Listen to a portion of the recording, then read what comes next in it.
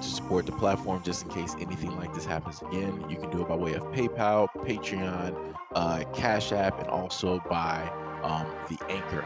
And you can also further support the platform by way of going to the Teespring store or the shoe store that is located in the comment section below.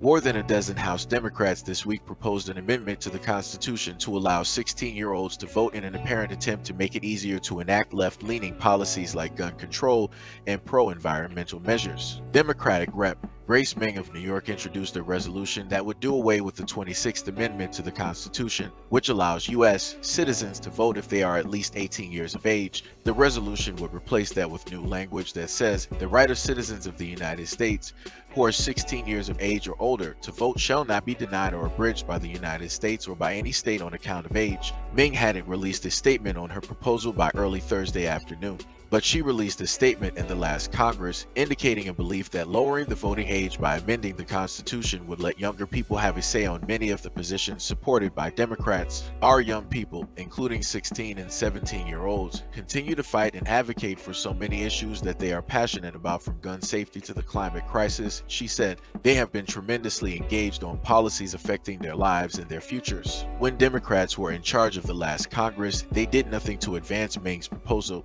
but groups that supported the idea of a lower voting age also indicated they liked the idea because it will help advance left-leaning causes. For example, Vote 16 USA, which backed Meng's idea in the last Congress, this week had a message up on its site that said, "Lower the voting age, the planet depends on it." Another supporter, the Next Up Action Fund, argued that 16 and 17-year-olds are engaged, smart, and capable of casting informed votes. In March 2022, 125 Democrats voted in favor of an amendment to lower the voting age to 16, which wasn't enough to approve the amendment. All but one Republican voted against it. Also last year, Sen. Elizabeth Warren, D-Mass, in Rep. Michael Williams, D-GA, introduced the Youth Voting Rights Act, which also went nowhere in the Democrat-led House and Senate. That bill didn't change the voting age, but would have allowed 16 and 17-year-olds to start registering to vote to make sure they are able to vote as soon as they turn 18. Democrats who backed that bill also cited the importance of getting younger voters to the polls to support issues backed by Democrats. It's our younger generation that will face the long-term consequences of our political challenges, like stymied action on climate change, gun violence, and reproductive rights, said Sen.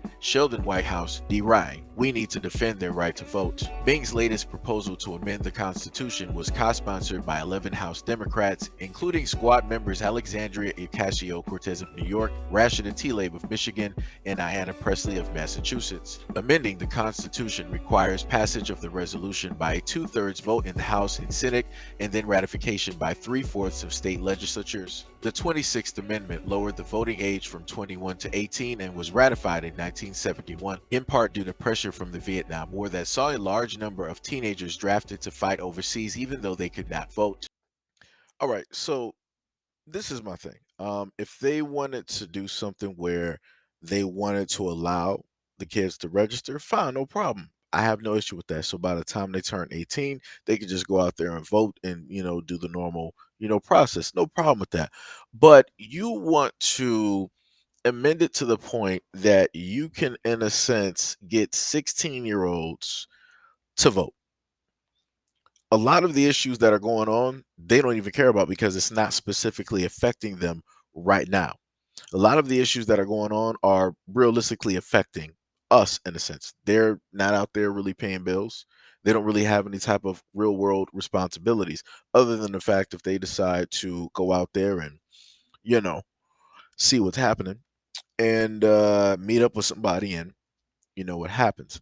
Um, that's a tad bit crazy because the only thing that I can, in a sense, think of that would take place with that now, if let's say if this were to pass, right? 16-year-olds, 16 and 17-year-olds are able to vote.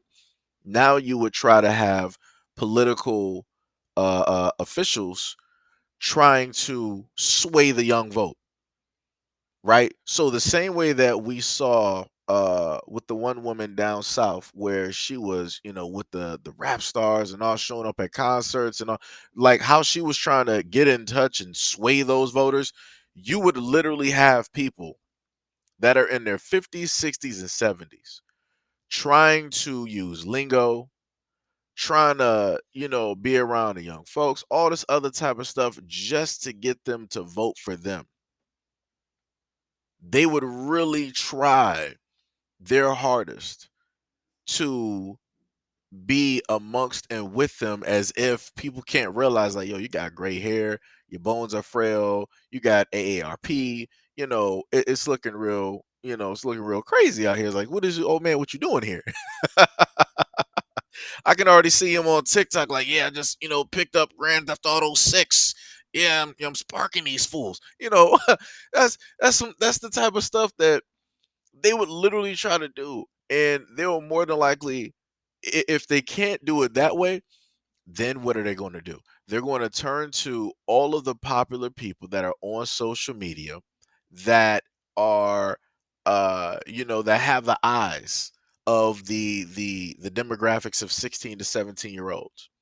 So you might have maybe a Ninja, you might have a Mr. Beast, you might have people from FaZe Clan, 100 Thieves, you might have like, let's say, maybe like a Little Nas X, you might have a variety of individuals out there, and they'll be trying to show up on these platforms, and a lot of the stuff is not even going to be genuine how it's being pushed, due to the fact that there's going to be, hands being shook behind closed doors. There's going to be money exchanged for, certain things, transpiring. So like I said before, a lot of politicians, being a politician is a liar's game. You have to be very great at lying, and the ones that aren't great at lying are the ones that actually go up there on a platform to be as truthful and honest as possible. But we've seen throughout history, the moment in time that somebody wants to hold the position of truth, and they don't have, in a sense, really anything to hide, they're the main ones that, people will bring down the quickest, because those are the people that's not going to play the game the way that the game is always meant to be played, right? The way to win the game is to be the best liar. If you can't be the best liar, then, in a sense, you're not supposed to win. You're supposed to play how everybody else is playing. Those are the rules. If you decide to come into this game that already has pre-made rules and you want to make up your own rules, people are like, nah, nah, we ain't having this. We're going to have to bring this one down real quick. And then the main people that brought you down are going to be the main ones that's going to go for that position. And then one of those people is like, you know what? I'll go for like the next round of presidency, or being like, mayor or whatever it is. I'll let you get this one, right? Like I said, a lot of these people, they shake hands behind closed doors. It is exactly what it is. People want to believe that, you know the whole system isn't like, hmm, what's the word that I can actually use that should not be an issue. People want to believe that the system is a fair game. People want to believe that it's fair. It's not. You have to lie, cheat, and steal, in order to, really make it, right? It's the American dream. It is what it is. Some people, don't like to hear the truth, but it is what it is, you know. Because none of the political officials really do anything to technically fix anything. They, in a sense, just put a bandage on a large, gashed wound that's festering. That's pretty much all they do. And because we're okay with the bare minimum or below the bare minimum, they're just able to do this continuously, day after day after day, because all they know that we're going to do is just sit up there and complain. We're not going to do anything to try to enable the system to change or to force the system to change. We're just going to let it be what it's going to be. So also, due to the fact that you have a lot of the older generation tending to question their votes and questioning the powers that be, now they're trying to go to a whole nother demographic. Because like and like I told y'all before, I keep repeating this exact same thing. I'm not going to say the name of the individual, but it was somebody of history who basically stated that he does not need the adults. Throw the adults away. Give me the children.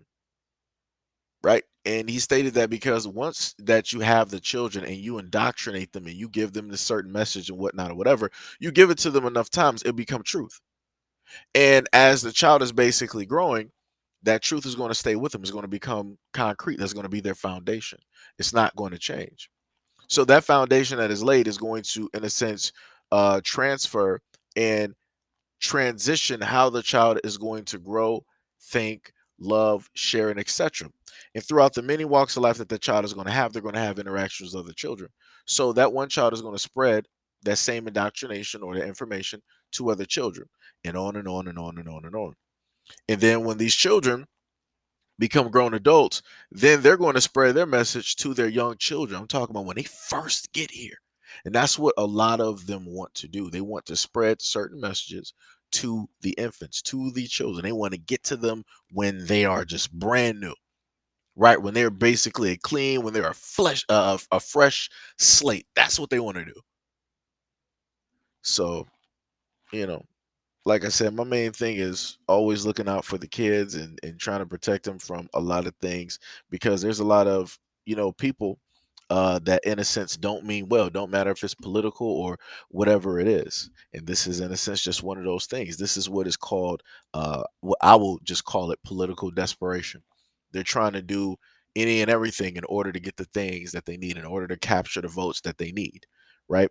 Even if that means allowing teenagers to vote on adult topics, such as, taxes and all these housing and all this other type of stuff that they don't even know anything about, because again, they're not actually of that system yet. They're in a sense in a whole nother world, in a whole nother parameter. They break out of that, once they start hitting that 18, 19, 20, 21 age. Once they start hitting those ages, that's when a lot of those things starts to progressively affect them more and more and more as the years go on. So, I'm 100% just against this. If people want to, teach them certain things, so be it. But, at 16, people don't even know what they want to do for the rest of their life. They don't even know what college they want to go to, what car they want to drive, where they want to take driving lessons at. They don't know, who their friends are even going to be for the next, 10 years. They don't even know what job they even want to hold, at the age of 16. So, you know, like I said, I am 1000% against that. As I stated to people before, let kids be kids. And the moment in time that they progress and turn into adults that have responsibilities and real world things that they got to deal with, let it be that.